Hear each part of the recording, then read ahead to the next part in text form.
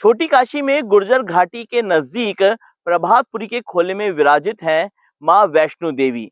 इन दुर्गम पथों से निकलते हुए मां वैष्णो देवी के दर्शन करने के लिए हजारों श्रद्धालु नवरात्र और सावन के समय यहाँ पर पहुंचते हैं।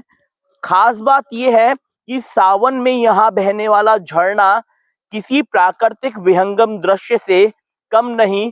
इसी वजह से धीरे धीरे ये मंदिर लोगों के संज्ञान में आया और आज लोग यहाँ पर बढ़ चढ़ करके पहुंचने लगे हैं। जिस तरह का कठिन पथ जम्मू कश्मीर में माता वैष्णो देवी के दर्शन के समय मिलता है, यहाँ पहुंचने वाले श्रद्धालुओं को उसी तरह के कठिन पथ से गुजरना पड़ता है।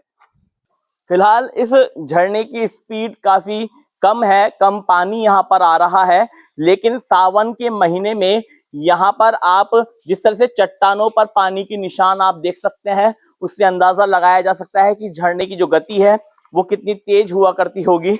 इस दुर्गम सफर से होते हुए चलिए आपको दर्शन कराते हैं मां वैष्णो देवी के।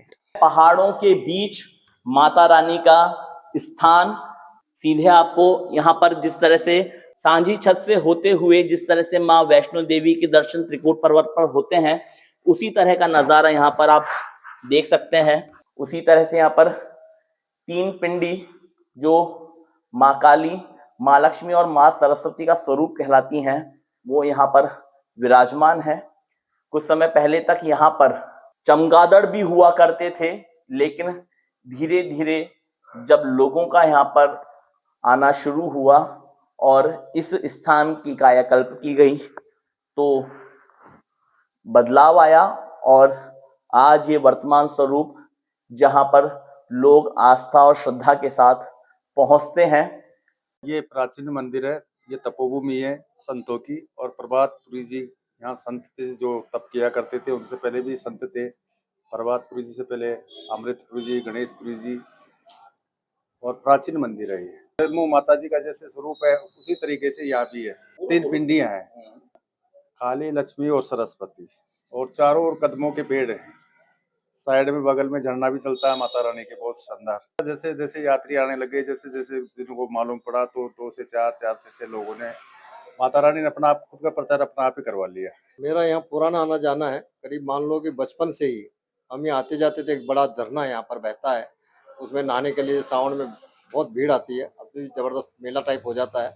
और यहाँ माता वैष्णो देवी की गुफा है, जैसे प्राचीन माता वैष्णो देवी की 3 पिंडियाँ हैं, उसी तरह यहाँ पिंडियाँ हैं।